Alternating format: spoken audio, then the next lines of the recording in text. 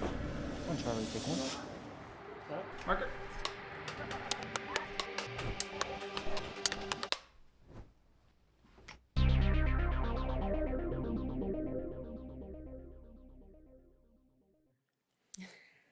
Thank you, everybody, so much for joining us for today's Centerstage Conversation, writing the TV pilot with Joshua Michael Stern.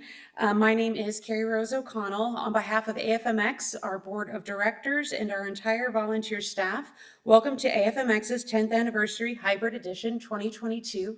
Let's give it up for our panel today.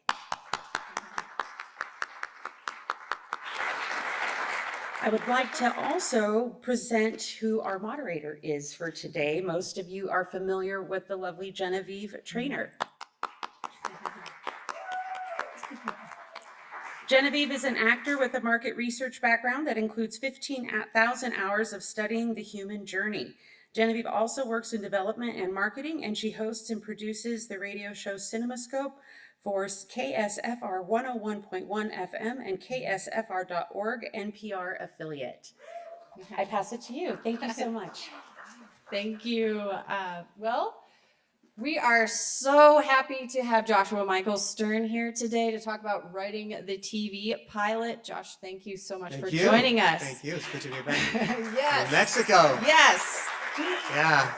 So a little bit of background on Josh. He's a showrunner, writer, producer, and director. He often self-generates financing for his projects and offers a unique perspective on how to develop and deliver successful pitches. His featured films include Jobs, starring Ashton Kutcher, Josh Gad and J.K. Simmons, Never Was, starring Aaron Eckhart, Sir Ian McKellen, Jessica Lange, and others, and Disney's Swing Vote, starring Kevin Costner. His series include Lionsgate's Graves, which he created and wrote, Paramount Plus's ongoing series Why Women Kill, and for which he is executive producer.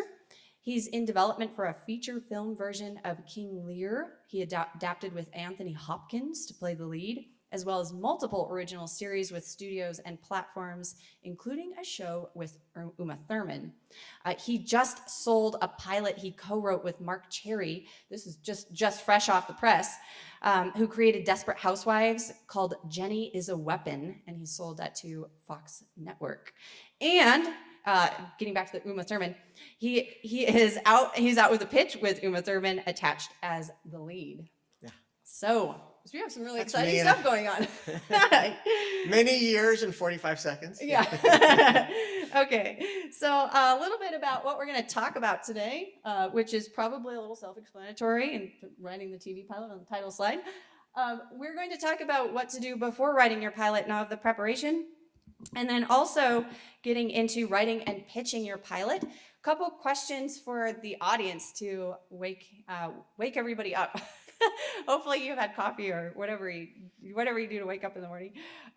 Okay, so based on public info, how many spec scripts sold in 2021 according to the Blacklist screening blog Go Into the Story? So A, 256, B, 34, or C, 9? Any guesses? 9? B, 34, so not too far off. Not many. Wait, in the whole year. Whole year. So you have to understand when you're in the industry, when you see 34 sold, you count the amount of agencies, you count the amount of writers, hundreds and hundreds of specs went out. I mean, that means every week there were specs going out. And it's not a year, compared to years past when there were huge spec sales, 34 is actually a very small number. I mean, just in a perspective way, Yeah. Comparatively to the amount of writers writing specs trying to sell them. Yeah, it's a small number. And I mean, granted, we had the pandemic and Of course. what was going on and all that stuff. And but the paradigm for the industry has changed as far going a little bit away from the big spec sale for the studios and so on. Yeah. Okay, one more question Okay. for you all. So the 5 major networks, ABC, CBS, Fox, NBC, and the CW, ordered how many pilots for 2022, according to the Hollywood Reporter? A, 103, B, 62, or C, 35? C, 35. So, and not to start off on a down, Yeah, let's down get note, really. Woo, yeah. Yeah. Yay, TV. Woohoo, yeah. Yeah. Great, Jenny. All right. So, and then also by show of hands, how many have written a pilot script? Oh, Okay, good. So a good number. That's okay. great. Cool. All right. So let's get started. Ask away. Let's start off Yeah. with a little bit about your background. Okay. So Josh, show business is in your blood.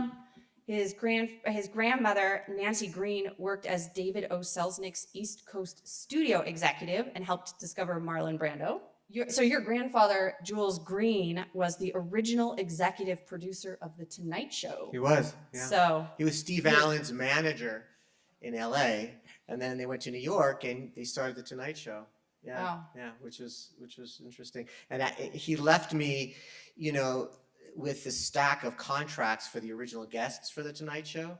And in those days, when they first, not that this is interesting, but when they first started The Tonight Show, each guest had to negotiate, because The Tonight Show is actually a commercial show that makes a profit. So you have to actually contract the talent who is helping drive marketing and driving your ad revenue. So when they first started The Tonight Show, my grandfather used to have to negotiate each actor with their agent for how much they were going to be on the show, and it was extra, it was astronomical. Elvis, or somebody would come on, and then somebody would do a stupid pet trick and be nothing. And my grandfather went to the executives and he said, if we keep doing this, and this huge actor, we're having to pay this enormous rate to be on the show, we'll never be able to. He says, so he established that everybody, whether you're just a grandma who has a cookie that looks like a pump like Jesus, or whether you're Arnold Schwarzenegger, you get SAG daily rate. Everybody gets the same rate on The Tonight Show, because when they first started, they didn't have that. So he did that, right? wow. So That's really interesting. yeah. Wow. Was there a lesson that you learned from their experiences, or from what my they grandparents? left you? I think that I got a love of TV and a love of film through them. I met a lot of actors through them when I was a kid, and I only looked up to them as someone would, not necessarily knowing who they are.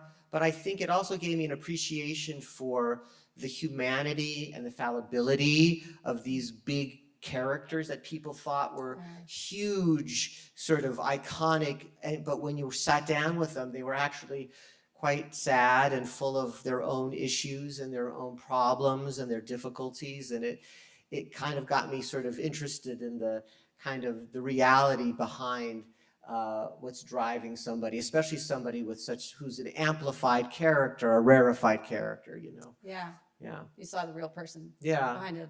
I think maybe that helps affect I'm not sure though. Yeah. So let's get into the key steps to take before writing a TV script. And just because we're assuming that you're all wanting to and haven't probably already sold a script. Is that a correct assumption? Has anybody sold a script?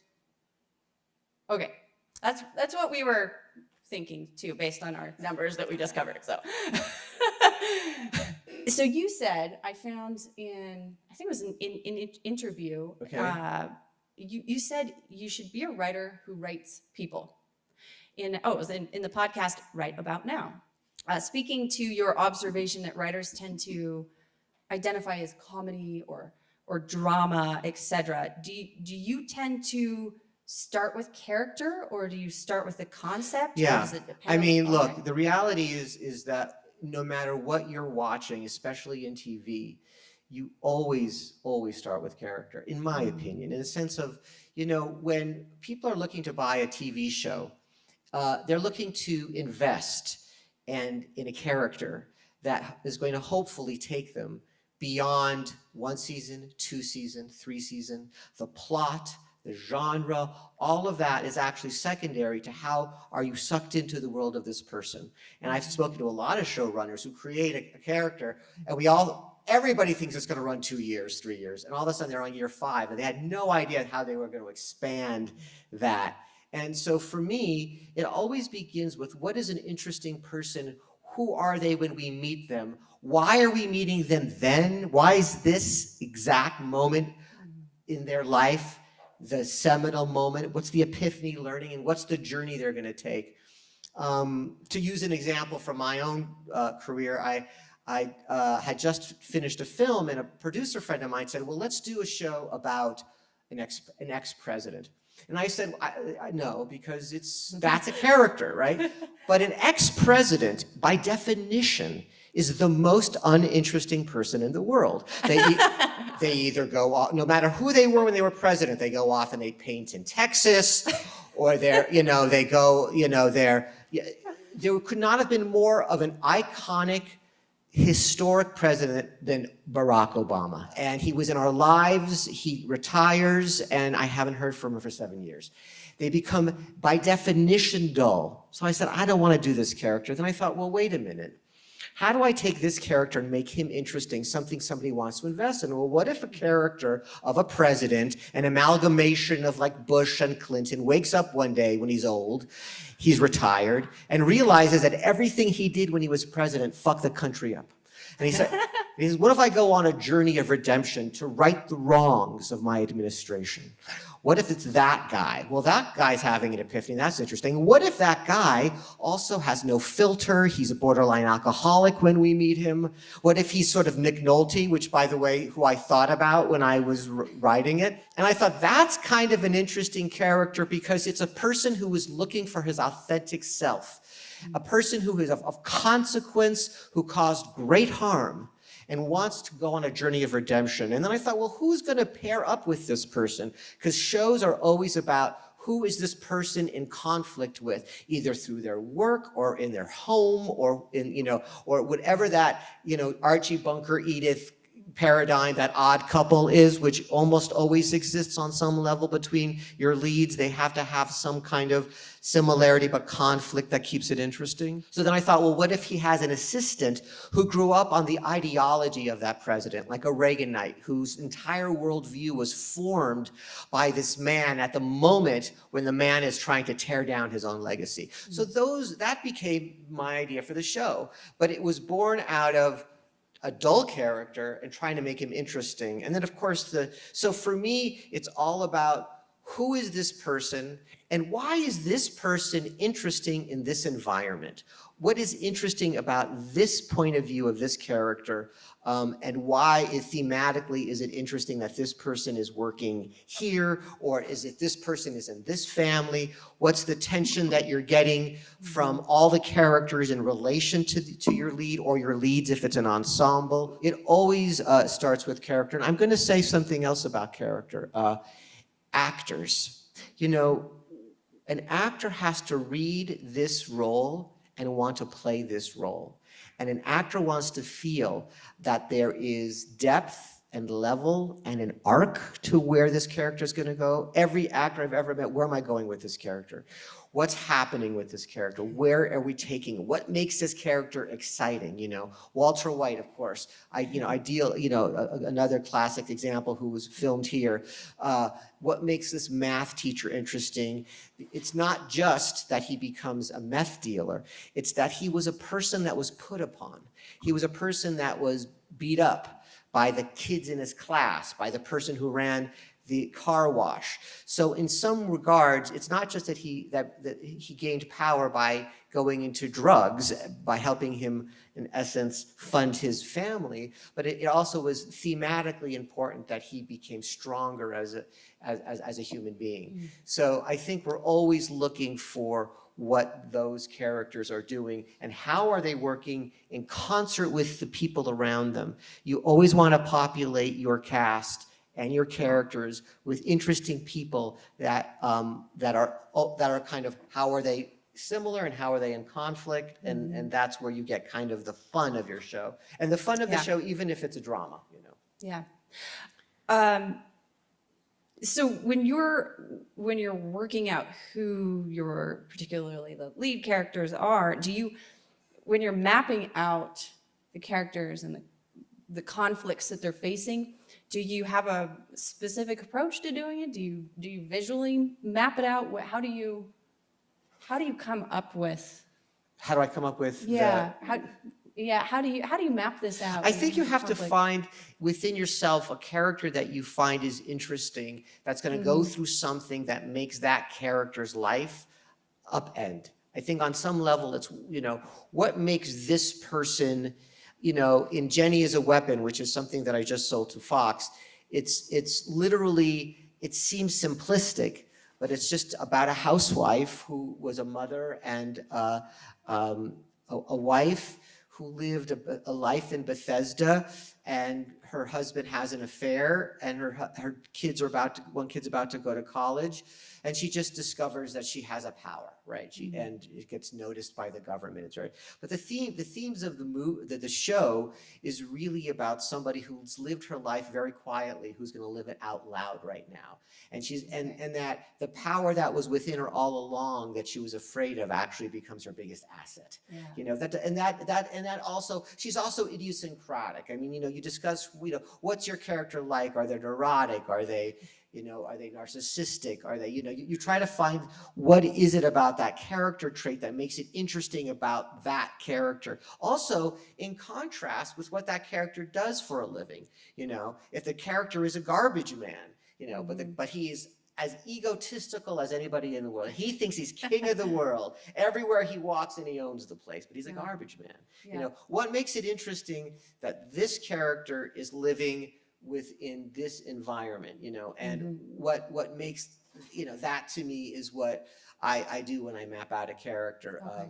I'm thinking of, I'm working on a couple of ideas right now for shows, and I'm trying to think about what's the dichotomy between what the character is in the real world, who is this character, and what's their perception, and then who are they really like? That's always the most, it's like this guy is a superhero, but at home he's a neurotic mess, and he's got OCD, or this person, is a health guru, but at home, it's like he smokes and he's a mess and he's abusive to his assistant.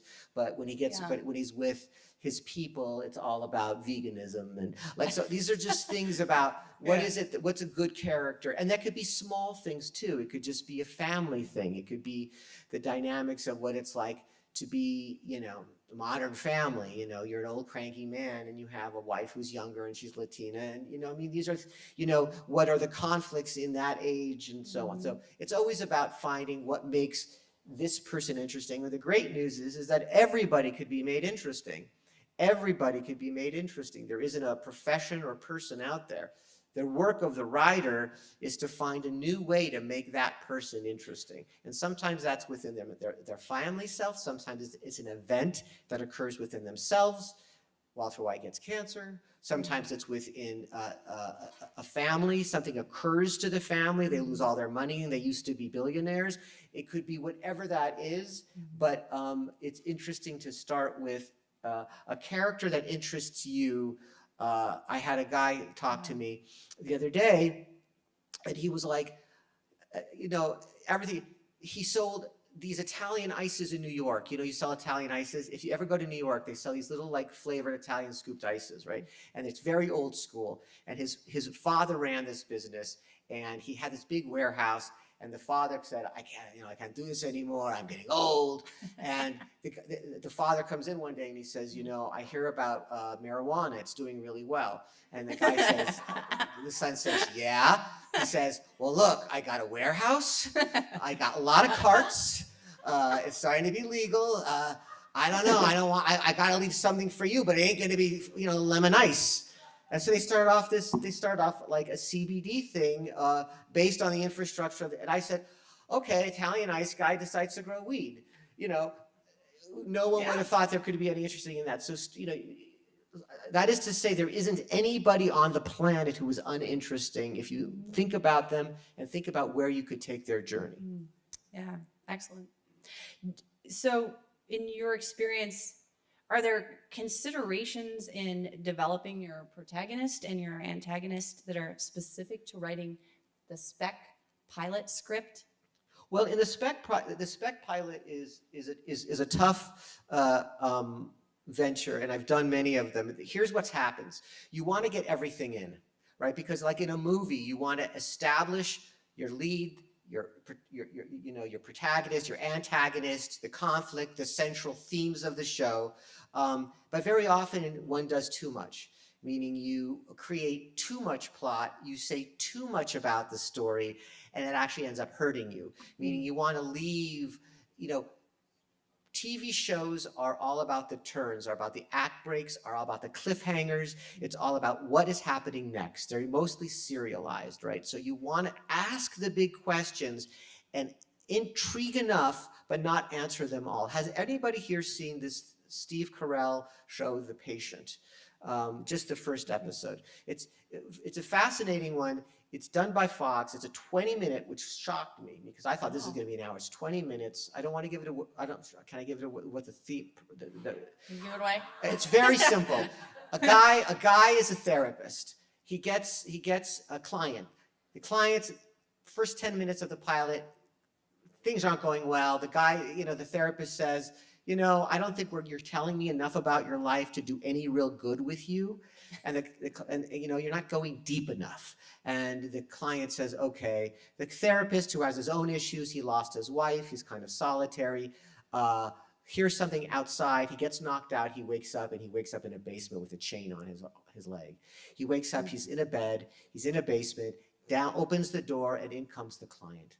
And the client sits down, and the guy says, what are you doing? What are you doing? Well, you can't chain me to this bed. This is wrong. And the client says, look, I got to tell you, you're right. I haven't gone deep enough. I got to tell you, I'm a serial killer, and I have a compulsion to kill, and I need help to stop. And I think you're right, and I don't think that I could have done this in a normal situation. So I'm going to sit here, and you're going to give me therapy to help me stop killing. And when I'm done, I promise I will let you go. And of course, therein goes whatever goes. Now, you didn't need to see, and he says there's a guy who works at a Greek restaurant I really want to kill. So Steve Carell has to talk this guy. So I'm only on episode 2, but I'm in, right? Yeah. Great concept. I need to know a little bit about the character. I needed to know where it was going. I didn't need to know who he wanted to kill. What did the guy look like? All that kind of stuff.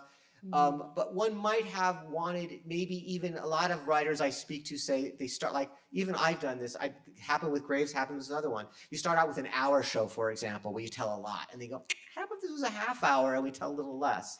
But whatever you do, whether it's a weird show like Severance, which is a really cool show, or you plot out. Well, do you want to talk about the plot of it? What was the question? Because that's a whole different thing.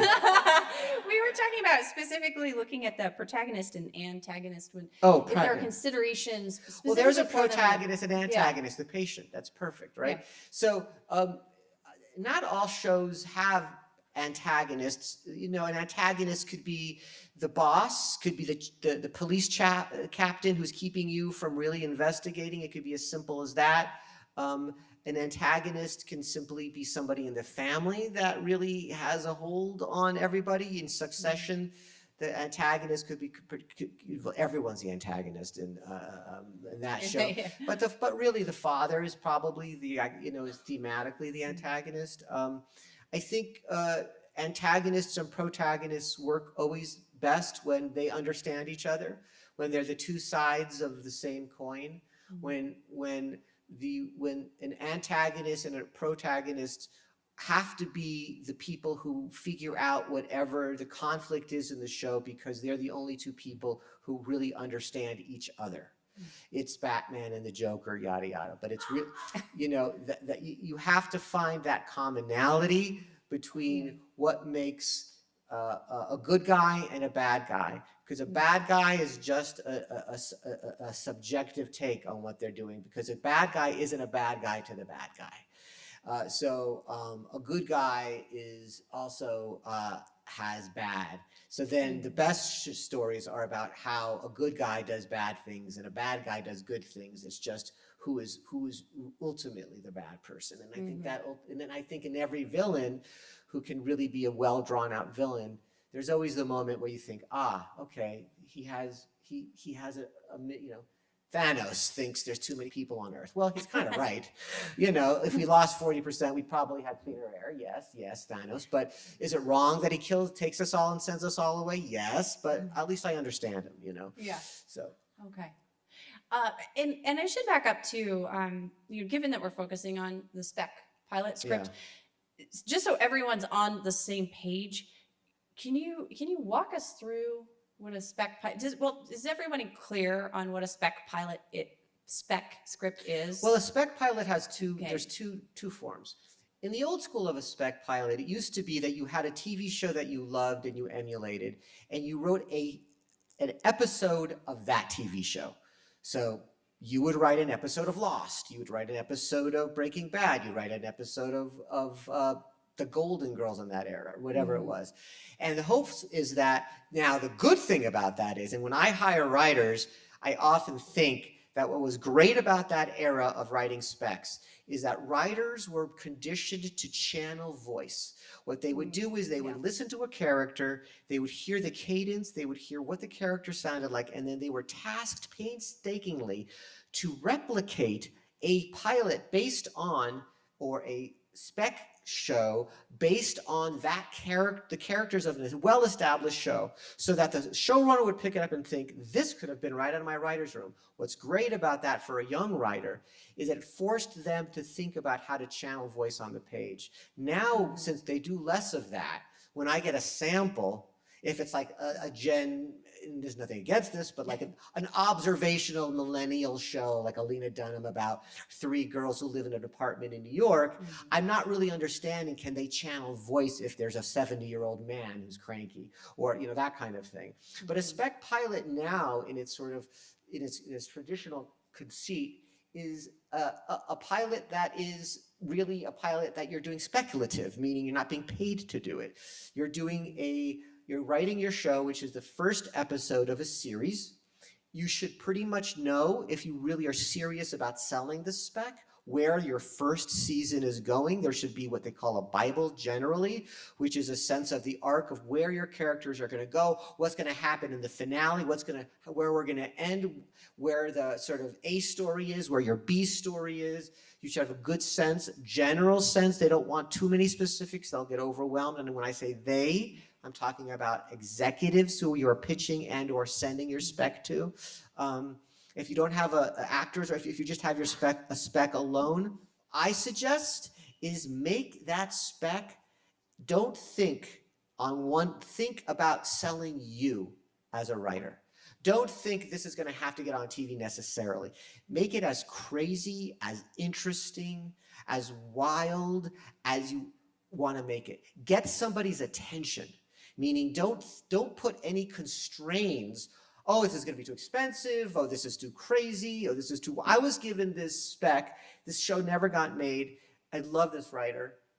She works like crazy. I've had a couple of these. I'll give you 2 examples. One was first of all, this is a spec that I thought should have got made.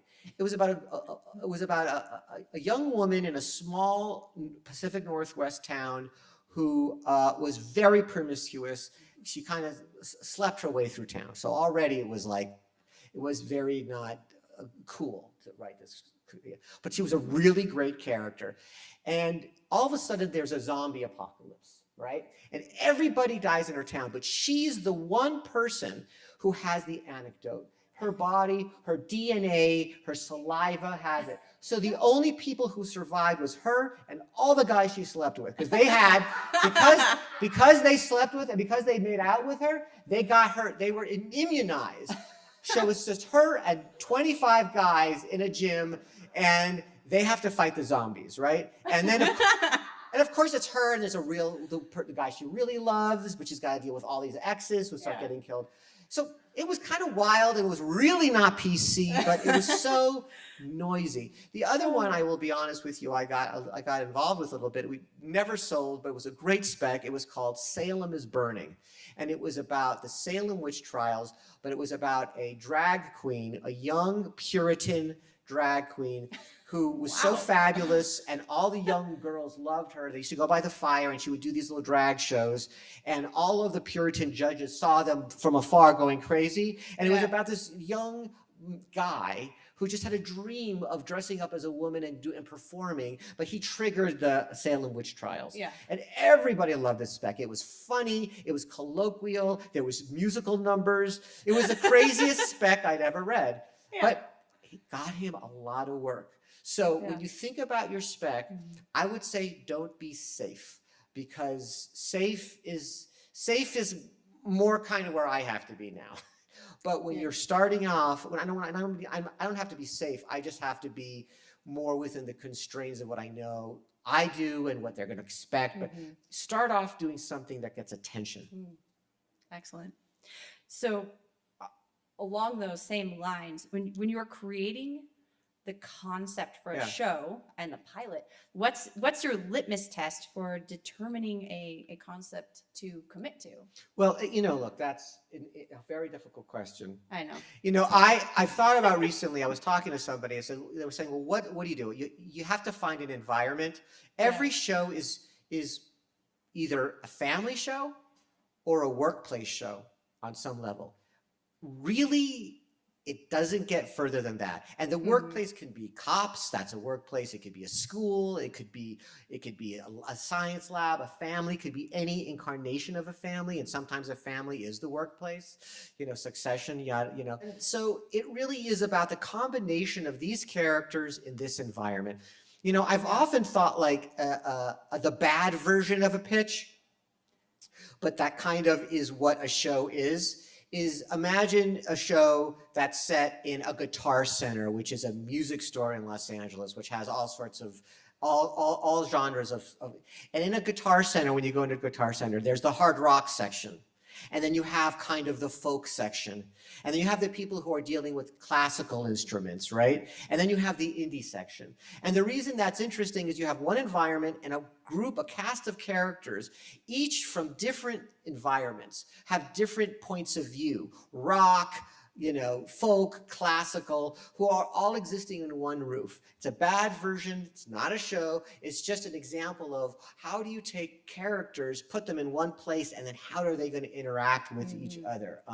So I think really the hard work of a show is trying to find out what's interesting about these characters in this place.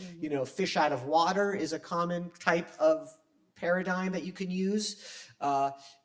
Sometimes it's simply a lot of I saw a mandate from ABC recently that was given to me. There's different places want different things.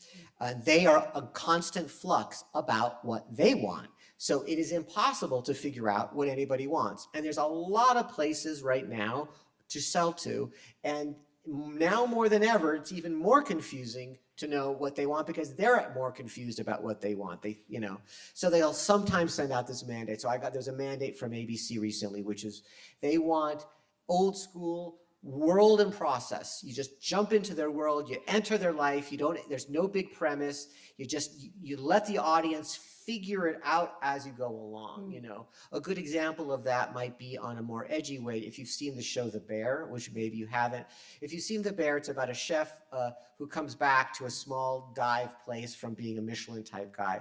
You're right in his world, and as you're experiencing him opening up a restaurant, you're starting to put together the background of it. Where another show might actually establish with a teaser that tells you a little bit about what's about to happen, like, Walter White walking out of the meth lab thing, which, by the way, might have been a give. Like, why tell me? Why not let me figure out this math teacher is going to happen? But boom, I'm in, right? So I think on many ways it's about, trying to figure out what it is that makes you excited and not trying to guess what's going to make them excited, because that probably won't work. And also, one of the things about a spec, if the spec is also used to get you a show, is they're buying you. They're buying your perspective of why you're interesting to tell this story.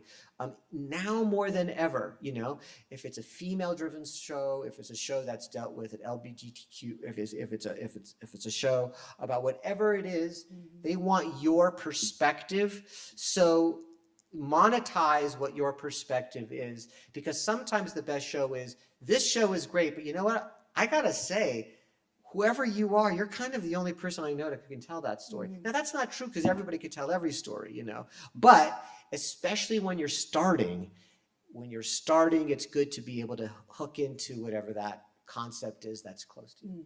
All stories thematically, everything I've told probably in my life has been about a bad father. Really, to be honest with you, even Graves, everything, you know.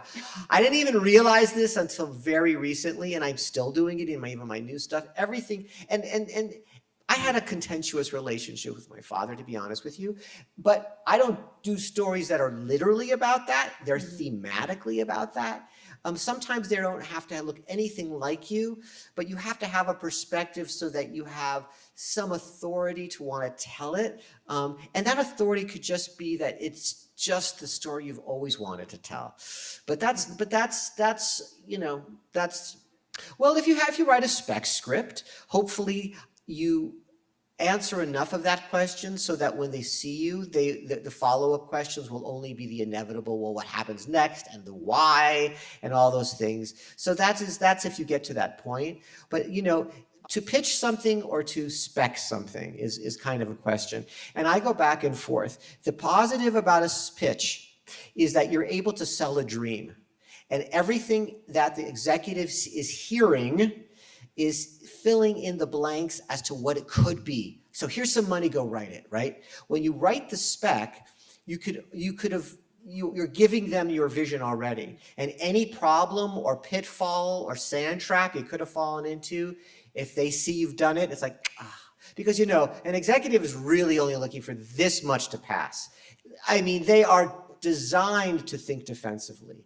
They are designed to only buy 34 scripts of 500 they read that year. Sometimes a pitch works better. Sometimes a spec works better if you're able to actually package it and make it feel inevitable. Sometimes then it becomes, a lot of these platforms, unlike networks, don't want to do the development work.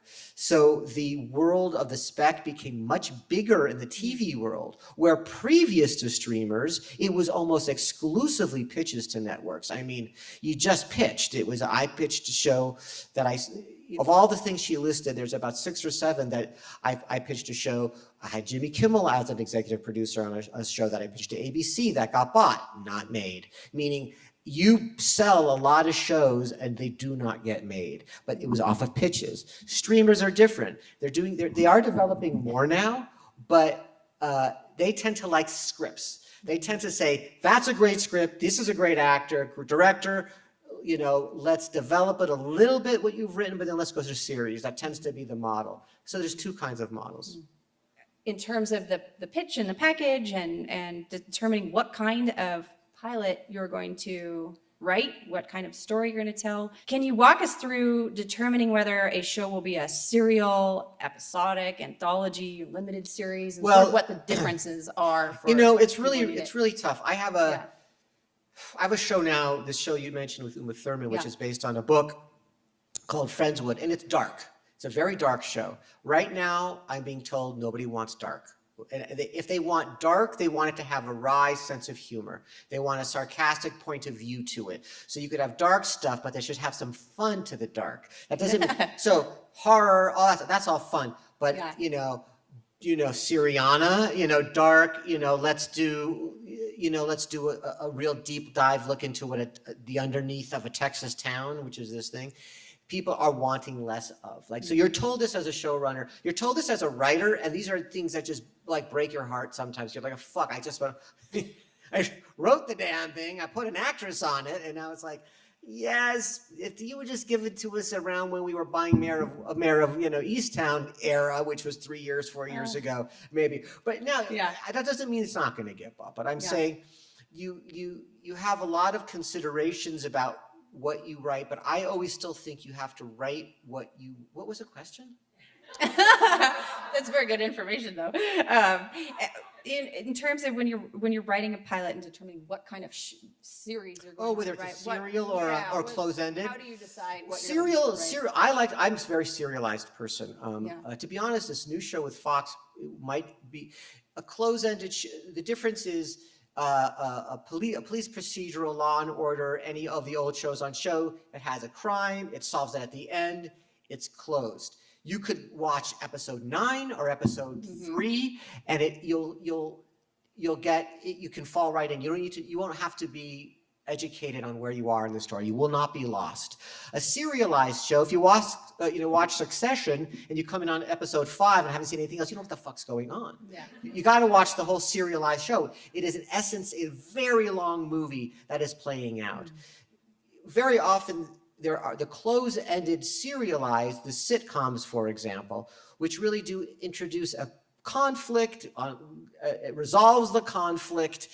Modern Family, you could watch episode 9, you could watch episode 1. It doesn't really matter. It doesn't really flow. Often in shows now, they will have a season running serialized conflict. So if you are you're cops and you're solving an episode, a crime in episode, but there's one major serial killer out there that will be the season running thing that they're really after, but you're also close ending it. So that's a lot of, and as far as that goes, it really is what you like. What do you like to watch? Mark Cherry's my partner on this Fox show, and he started off serialized. He started off close-ended, so he loves that thing, and I am much more serialized. So I push him towards the more serialized, and he pushes me too, which is really great. Understanding how can you in one episode create a major emotional conflict that you resolve, because humans do not resolve conflict in 33 minutes, right? What? But you do in a TV show, and that for me is has been my learning process. So I think the answer to whether it's serialized or not, most people tend towards serialized now, but it's what the TV that inspires you, the stuff that you love, you know?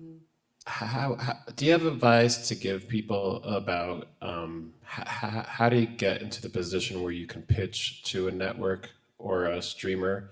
Do you need representation? You need representation. Yeah. And is it possible to get a representation if you're in Albuquerque? We were just talking about that before we met. Yeah. You know, it's the question that everyone gets asked most when you are at a panel, you know. It's the question I got asked most, and as you could tell, I talk fast and I have ideas, and it's the one I'm always the most stumped at.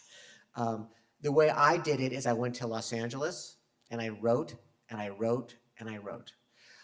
Between my 20s, and whether somebody passed on a script or sold a script, I never stopped writing specs.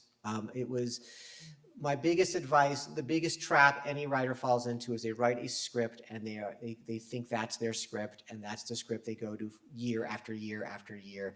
And then, you know, you have to have a distance from it. And as far as getting to an executive, yes, you 100%, you need to be represented. You have to be represented. That agent has to then like this idea, because the agent has relationships in this town. The agent does not want to set you up in a pitch meeting with a pitch that the agent doesn't think is going to sell. It just doesn't work that way. So now, having said that, there's something disheartening about how am I going to get this done? But I think ultimately, you write a good piece of material and someone will find it. You know, and an agent will see that script, and a good agent will help you. They'll help develop it, and they'll help put it out there. And as far as being unsolicited, there are places and people and ways to do it. You meet people like me. You meet people throughout your life. You go to Los Angeles, and on some regards, some people don't accept, but some people do.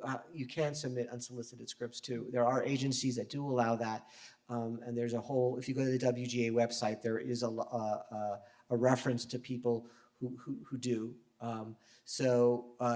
It's not easy, but being an actor isn't easy. Being a director is even hard.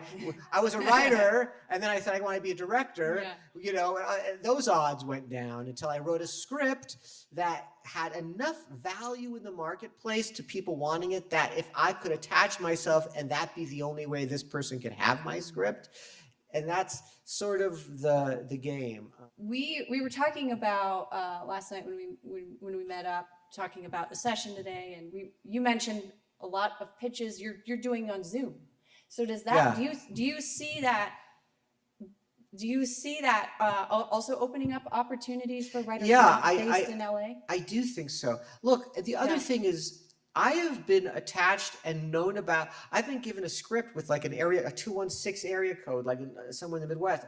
It doesn't matter where you're from. You know, people, first of all, there are what are these festivals called? Not like AFMX. Christopher, there are places that you could actually submit your script to, try to get, there's places you could, and agents, really, especially young agents, they look for those places. Look for every place you can submit your script that has a contest. You could do that, and you just go online, say script contest, and there's a lot of them, and agents pay attention to those. I've had a lot of scripts that come from people from out of town. Sometimes I'm given a script, and they say, an agency will say, look, Josh, this is a young writer, or a writer, sometimes not. This is a writer who's a journalist and has a script, never done it before. Do you want to come on to this project, work with the writer, and I would attach myself as an EP. We would develop it a little bit because it's a great idea, and then take it out. And an agent, a really good agent, what they do is they say, we don't think this is right. But I think there's something here. Let me put you in touch with this writer, if this is okay. If you're okay working with them, if your ego will take that, and it hopefully should, and then you too can then take it out. That also happens a lot in this town. A lot of times your script is grandfathered or pushed through by a connection of people who are trying to help you, a team of people ultimately. Loving this, by the way. Can we bottle you up, and do you teach? That's one question. And number two is, you mentioned some great shows like The Patient, The Bear, which I understood, came out and almost didn't get seen as much as they thought it would be. Right. And then something like The Queen's Gambit, which felt like a script that was cut up in pieces. And then you're mentioning, like with the streamers, and, leaving network and now all this stuff. Do you feel it's easier for people who want to get a project, a spec script in, or getting it out, or has it become harder? There's so much content out there. All right. The cold hard reality. We were just talking about it last night. It's hard. It's hard right now. It was easier at a certain point. Netflix is not doing as well as HBO. I went out with a pitch. I'm not even pitching to HBO or HBO Max. They're not even seeing them because they're restructuring. It was bought by Discovery. Not the guy who owns Discovery, and they're canceling a lot of shows there. Apple does a lot of very big packages. They like things with fancy names attached. Disney does a lot of internal IP. Hulu's great to pitch to. Amazon still. Netflix you still could go to. It's just a little harder, but that doesn't mean it's impossible. I just did it. It's just a little harder. I think a really great new perspective on something is really the way in. I mean, it really is. I'll totally transparent. So I'm pitching this thing. I have interest from 2 places on this Uma Thurman. I got a pass from Amazon, right? And I get that dreaded call, which, by the way, every client gets, which is they're big fans. I don't want, but they're big fans of your writing. If I hear somebody say they're a big fan of my writing again and want to pass at the same time, they'd love to meet with you. They want to develop. They love your work, whatever. So, but I am meeting this executive who is the head of drama, and we're gonna kibitz and we're gonna talk about stuff. So in the end, it's hard, but look, nothing is impossible, and it's not even close to that. It's just it's nerve-wracking. I always think that in this business, to me, is very bipolar. It has the same cyclical rhythms of a gambler, in the sense that you go, you have your ticket, you've spent a lot of time, you're excited, you think, and then it gets passed on, and then you go through a depression. But you got to get up and you got to buy that ticket again. Like there's that thing that keeps you coming back to it, you just have to believe in your idea and believe in your package. and know that in the end, it's always an unseen combination. There was a script that's okay, I'll give you another example. I shouldn't even give this example, but I know friends of mine went out with a pitch with John Hamm, who hasn't done a TV series since Mad Men, Yeah. and everybody passed. It's not secret in the industry. Everybody passed on it. And it was my friend of mine. I'm like, I read the script. It was fabulous, by the way. It was about well, it doesn't matter, but it was about a guy who he was one of these guys in LA who rich people hire to take care of their kids who are on drugs. It's one of these AA handlers, right? Right. So it was a great idea, and Ham was great because he was also in the back selling it. So it was great. Like it all worked. Like when I say everybody, and the reason at that moment is nobody was interested in the problems of an older white guy. I mean, that ended up being kind of weirdly the blanket. You don't know what the magic bullet is, but then I have friends with not so big actors with a great script, boom, sells. You don't know. It's so you can't you just got to do it, you know, and know in your brain, okay, I did my best and this one didn't do well. What's my next one, you know? Cool. So let's talk about, you know, what you mentioned, which is write a script that you resonate with, write a great, you know, pilot script, write it for you, right? Right. What are the key elements of the structure of a pilot? Well, you're writing a half hour, or you're writing an hour. I think, let me give you an example of a conundrum. So this show that I wrote that had Jimmy Kimmel as a producer on, and I only say that because it was an ABC thing. It was all about, and Skylar Astin, the guy on Pitch Perfect, was the lead, and it was all about an ex-boy band guy, but not the Justin Timberlake, like the weirder guy, you know, the ethnic guy on the end, the Jewy guy who was like, you know, who went off on his own, and, you know, he had an album called What's Not to Love, and, you know, he had one hit single, but he really failed, like, and he started to drink and all this stuff. Now he's 30. He's living with his mother in, you know, Kathy Najimy out in the Bronx again, who has a bagel company, and he's just a mess. And he's lost his love of you know, of singing. And then there's a YouTube sensation, this 13-year-old kid who's like lighting up YouTube. And long and the short of it is that when he was on the boy band, he ended up fathering a child. And this child comes back to his life, who does not have any parents because his mother died. It's the old whatchamacallit. And this ex-boy band guy starts to live his life through this kid who is kind of a savant, but all he wants is a father, and all this guy wants is to grow up and you know. So it becomes that, right? Mm-hmm. So we're doing it at ABC. And it's a half hour. I'm trying to think, how do I structure this, which is sort of the question. Yeah. So my first instinct was, we have this show, he meets this kid, and at the very end, he finds out, you're my son, right? And the reason I did that is I wanted to get to know the kid, and I wanted to get to know the guy. I wanted to be invested in their lives so that when they meet and there's the turn, which we don't, by the way, in the first incarnation, it was really hidden. They had like two different separate storylines that collided in a way that you didn't think was going to happen. So ABC says, no, I got to know that he's the father in the first 7 minutes. Immediately. Like, how am I going to set up ex-boy band? Yeah. He's alone. He needs a kid, all by the first commercial break, right? So I did it, you know, because you do it, because they want you in TV, you know, in network, you got to be in by the first commercial. Streamer has the patience to tell you slower. This was a network show. Yeah.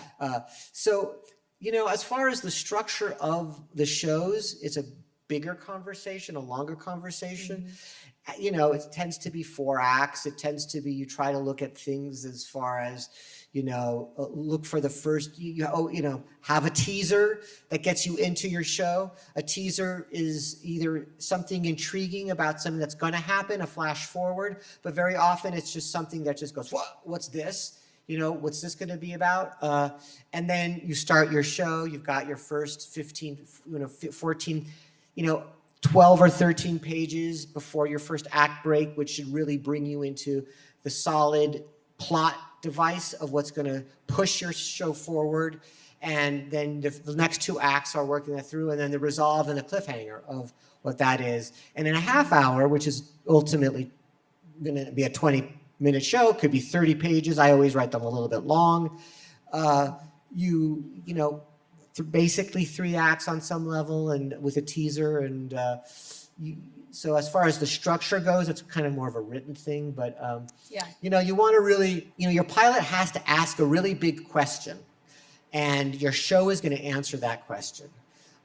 You don't want to answer the question in the pilot. Outlining your pilot. Yeah.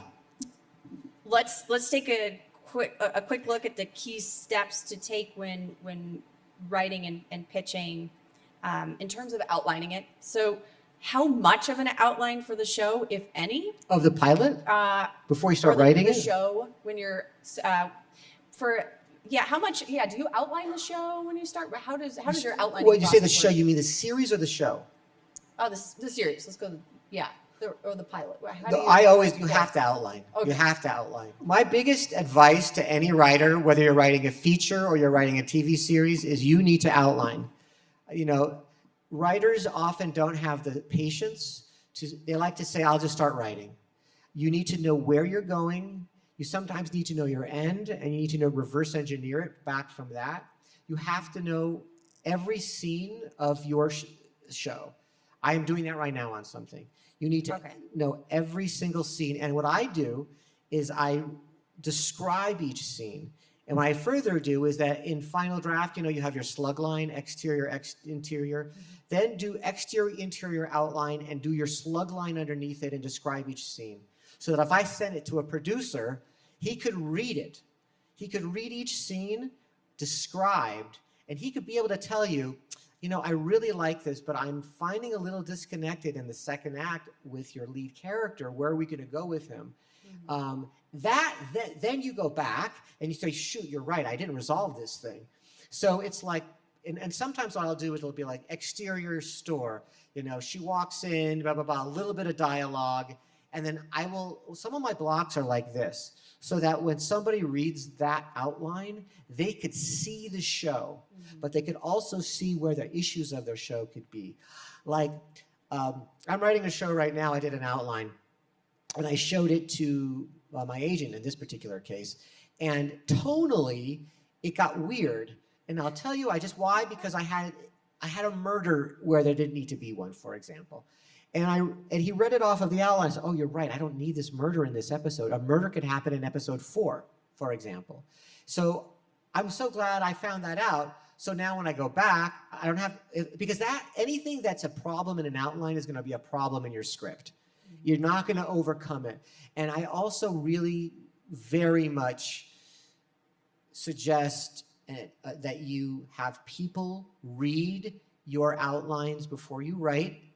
Hopefully somebody who knows what they're doing, because, and I also encourage that once you've written it, that you instantly get people to read it, because you need feedback. Writers who write in a vacuum because of their anxiety of criticism, or their anxiety of or people are not going to understand them, or their assurance in themselves that the only way someone will understand it is if I write it and it's going to be, and they'll see it on the page, then they'll get it, is a misnomer. You need to have people, especially with scripts, read your stuff, and it'll save you so much time, because now that I know I'm not having a murder in the third act, which was totally right, kind of, it should be episode 3, I now have to decide what I'm doing in the third act. So I got to re-break. The terminology of breaking is figuring out what you're doing. And then for the series, you need to figure out what the series is. Once you've got your pilot, I usually do a general arc for the series, the general arc, the general turns, like then this is going to happen and that's going to happen, the turns of the series. And I'll often do 3 or 4 episode examples. So 3 or 4 sentences for other episodes in the series. So this is my pilot. This is generally where the this is generally where the character is going to go. And so in one episode, Graves is going to demolish his presidential library. In another episode, he's going to get high with, so that kind of thing. Okay, great. When you say that you have people review your outlines Yeah. for a show. Who are those people? Well, for me, I have producers that I trust. I have my agent and I have a manager. And honestly, at that point, they should be the people that, you know, and I don't always listen to them when it comes to what I should do, though I probably should, but I probably shouldn't. I mean, I had an idea. I had an idea for a show set in Alaska that was based on the life of a woman who used to be a judge in Alaska. And she was a judge and a detective and a coroner, because in those territories, they do everything. And my agent said, no one's going to do that, you know, blah, blah, blah. Then there's Hillary Swank has a show called The Alaska Daily. And I was like, you know, a year and a half later, like, I mean, I'm not saying mine would have been bought, you know, but I listened. That's the one I kind of thought I shouldn't have listened. I should have just done what I wanted to do. Okay. But you should have people you trust. If you're in Albuquerque, you have a film commission. Do you have a film commission? Mm-hmm. Yes. You have people in festivals who have read scripts, who are good. Anyone you can get to read would be great. And if you don't, you write it. But I always think it's good to get feedback because, you know, you want to be able to not waste your time and get notes later with things that you could have done earlier. Yeah. And for a show like Graves, where you're building in a lot of political elements and you know what, accuracy, right, politically, did you have people in anybody who's in politics review an outline? Well, no. We had a lot of people from politics in the show. We had Rudy Giuliani in the pilot, which was weird because it was before he. But I mean, we had a lot of politics in the show. The politics things is more of a legal thing. Yeah. The politics is just about you know, because they're public figures, and you just have to watch out that nothing treads into defamation, you know. Mm-hmm. But we got a lot of people to guest star on the show, and most people want you to do it as long as you're kind of got a good heart and are in the right place. But you got to be cautious. But the lawyers were all over that. Yeah. They get on. Okay, yeah. That's good to know. So in terms of writing the pilot, what are a couple of the biggest do's and don'ts when writing a spec script? Oh, that's a hard one. If you have a couple big ones. I'm trying to think of a don't. Yeah. The do's is what we were talking about. You talked a lot about the do's. There are things that are maybe less likely to be bought. You know, mm-hmm. there are themes, whether to do with children or to do with, you know, there's things that can get icky that people just think, I don't want to touch this. And everyone kind of probably knows what I'm talking about. Like, you know, as much as it might be the story that you want to tell, there's that kind of thing. I'd say a don't is a story that has no real heart to the character's want. Your character has to need and want something. If everyone is just existing, which by the way is Seinfeld, but that is not a good thing. For example, in this show, The Patient, if you've seen it, the Steve Carell character has flashbacks to his wife, who was a cantor and she died and all these things. So let me tell you why there are those flashbacks there. Because Steve Carell's character is very flat. He's a therapist and he talks like this.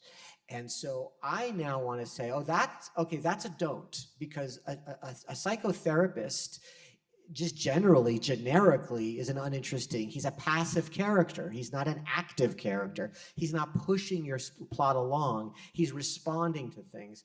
So smartly, the showrunner put in constant flashbacks to a very interesting backstory that he has dealt with in his life. I don't like flashbacks very often unless they really are pushing you forward, but they're also good when you have a character who needs it. So I would say that really look for characters who are not passive, that are really doing something, that are actually pushing your story along, and that who are really driving it. Because otherwise you're going to be like, where's my audience? And a term that you use a lot is, what's the audience's POV, right? So in the Munsters, it's the daughter. I don't know if that's a terrible. it's the one who's not the monster, right? Yeah. You know, every show usually does have somebody's perspective, especially a show full of crazy people, if they're enigmatic, who's more the person for whom we are relating to, so that we are taking the journey through the crazy people and the crazy characters with that character. That tends to be something you also want, is to try to find who is the audience perspective of this show. Who am I caring about when I go through this journey? Is there an area that you struggle with most writing a pilot, or the writers in general struggle the most with? Yeah, I mean, well, first of all, the struggle happens when the good fortune is that you get a show and you're in a writer's room. That's Yeah. when it shit hits the fan, because, you know, our brains can only hold so much story. How hard is it to write a spec script, right? Now you're thinking, I've got 8 episodes, 13 episodes, I have 13 hours, and they have to be continually interesting, continually story going on, cliffhangers, huge resolution, mid-season big bang. It's a lot. But so the struggles for me, to be honest, is usually how much do I tell in my spec and how much not. That's always my struggle. I always want to leave them with, this is so good, I want them to know this. But I should slow that down a little bit. Slowing it down is my biggest struggle. Telling less. So let's say you mentioned you're hired, let's say all of the writers in this room end up being hired to write a pilot. So you're in the writer's room for the first time. What's the critical thing to know as a newbie in the room with other writers? Well, I mean, the rooms that I've always been in are okay, here's the thing.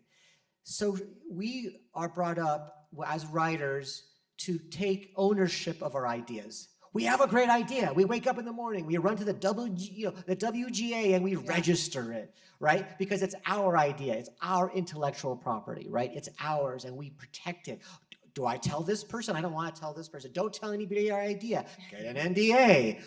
All this crazy. Our world is about our ideas.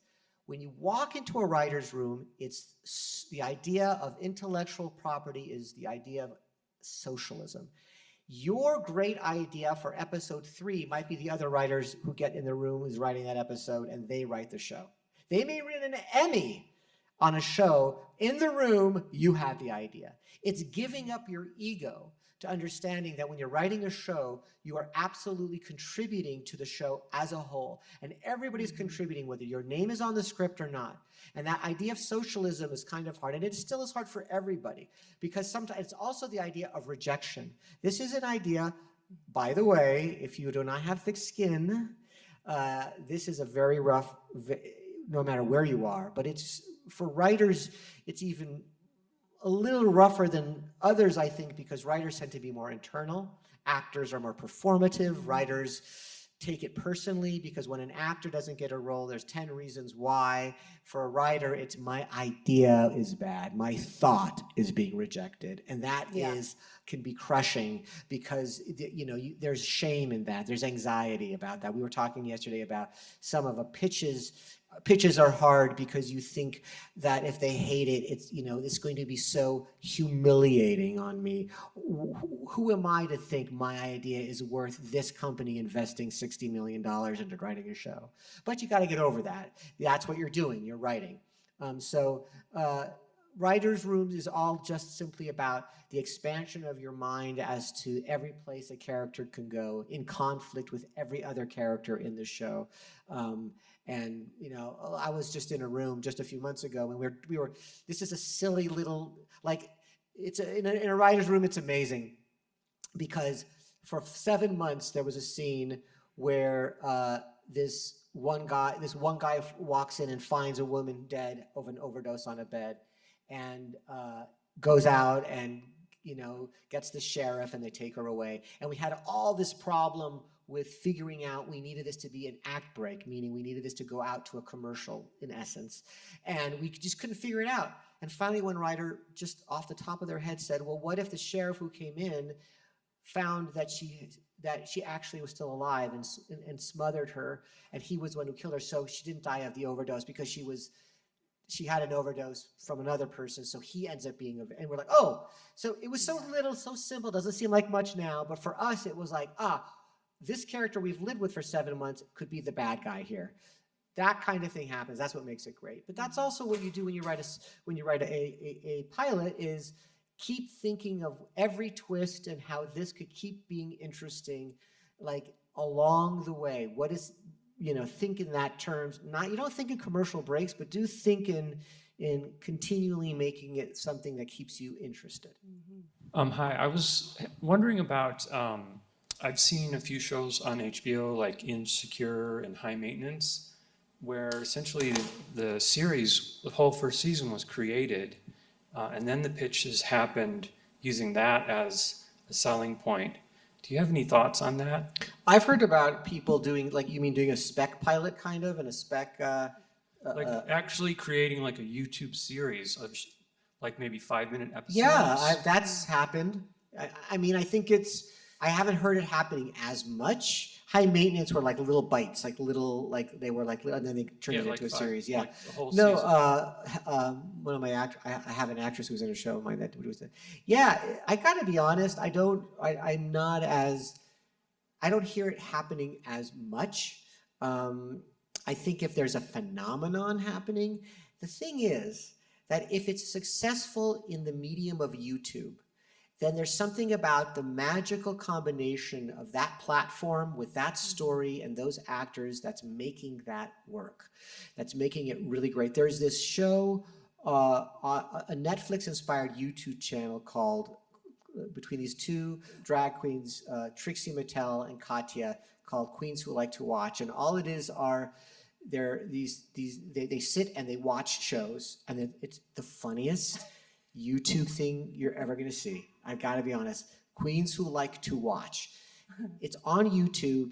If that was a series, I don't think it would work. Like, I don't think it would ever work. So my point to that is there's a magic to the success of something that's streaming and working that could translate to a series, or it could get lost in series. And it has been done, but often people recognize what makes it great is because it's great doing that. Now, that's different than somebody who wants to invest in trying to do like a spec pilot or a spec series with its only intention being to try to get a series, But I don't have any particular say on or thinking on that. I will say though, there was a Christopher, what was the thing with Jim Toth was running it? It was going to all be on the phone. The Tubi that was on the phone. There was a whole concept that there was a thing that they spent hundreds of millions of dollars to try to do things because it was working, they thought, on that platform, and they were doing original content on it, and that really did not work. Because people couldn't translate it in that way. But I will say one thing. If there is less about a series but a character who is doing really well in a YouTube environment, like a guy who's just, or a woman, or a environment, his observations are so interesting, like a stand-up comic might do in a different forum, but in this case, it's a YouTube series of a couple of people, that could be something interesting, because in a weird way, that's just about, what do we do with these people, and how do these people work if we give them a series environment? But again... Right. Yeah, because one thing about releasing content on YouTube is you can begin to build an audience for your project.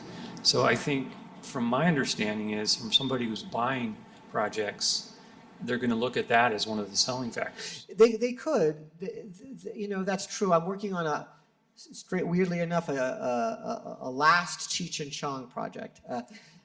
And we were talking about the amount of hits they have on TikTok. They have like 6.1 million or something like that.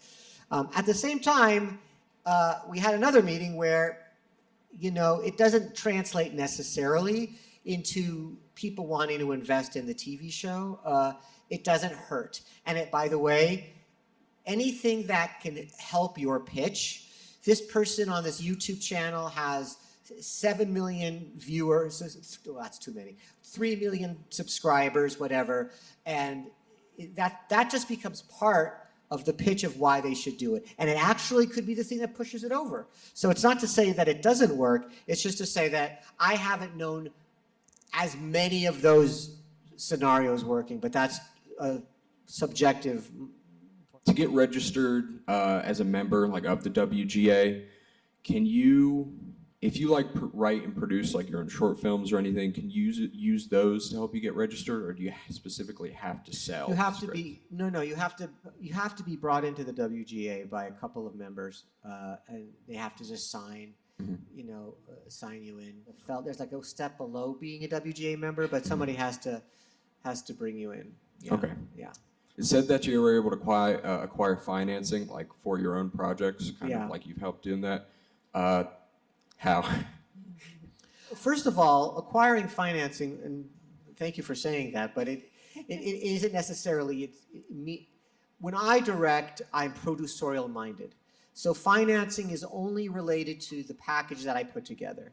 And that means it's only in relation to the talent that I'm attaching that has a certain value in the marketplace. That value dictates the budget usually, and that budget is then dictated by the corresponding sales, meaning what are different regions in the world going to pay for a movie starring that actor. Sometimes the director's value also comes into play, though, to be honest with you.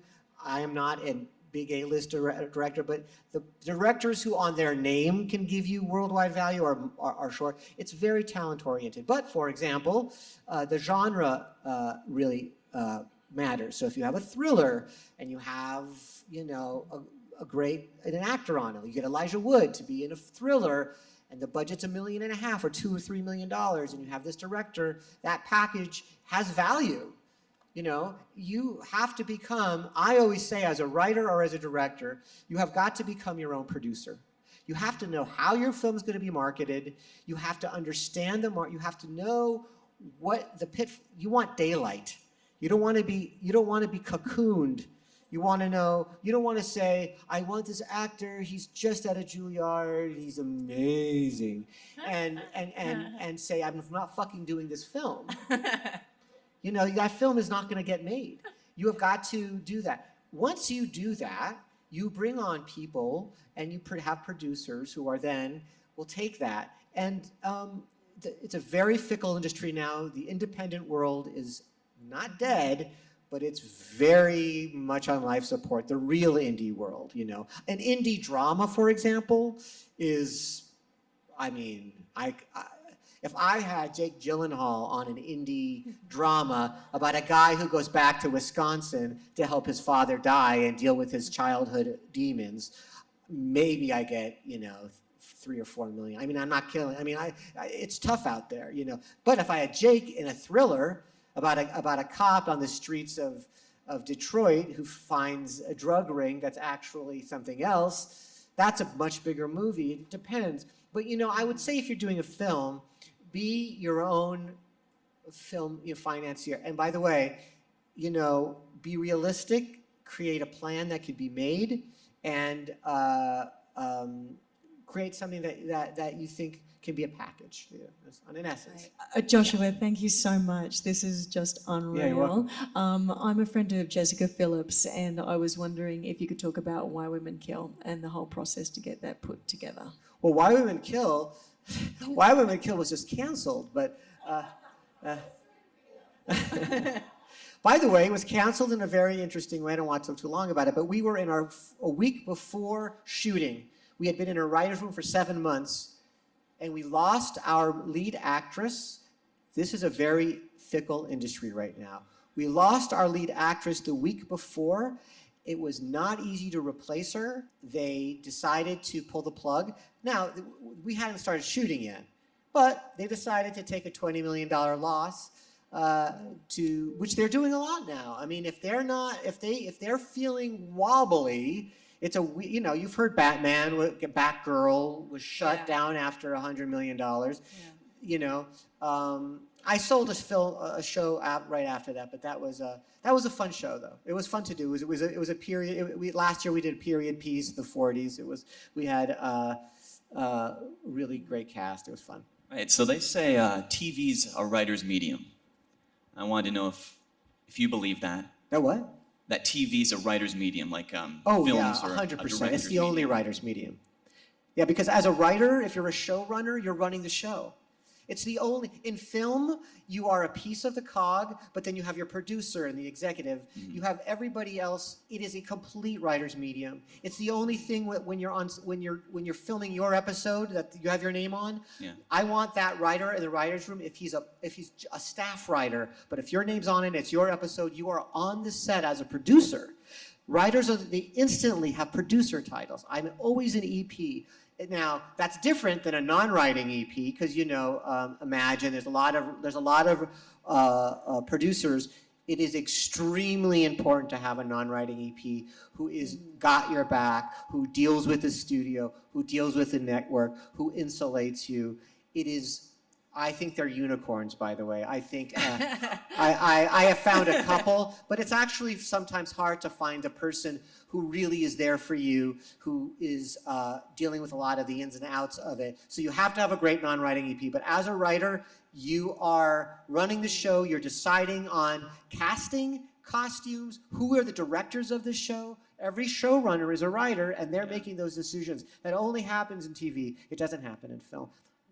In film, it's kind of the opposite, to be honest. As a film, once you're the writer and you've got a producer and a director, because when I'm a director, I'm kind of like, I don't know if the writer should be around right now, because when the actor gets a hold of him, we're going to be here for another 30, it's like sometimes it's the opposite. The writer does his gig, we love it, we're locked, let's shoot, and then, So that's what makes it infinitely more interesting for you to work in TV than film. It's very, last thing to say is that when you create a world for a character that lasts 2-3 seasons, it's fun because you're creating someone's life and you're finding different nuances about their life, and you get to go on a journey with them that's more than just a film, which I love, but it is a lot of work, but it's fun. Yeah. All right, thank you. Wonderful. Thank you so much. Let's give it up for Joshua Michael Stern and our lovely moderator, Genevieve Trainer. Thank you so much, Joshua. Thank you. Really appreciate it.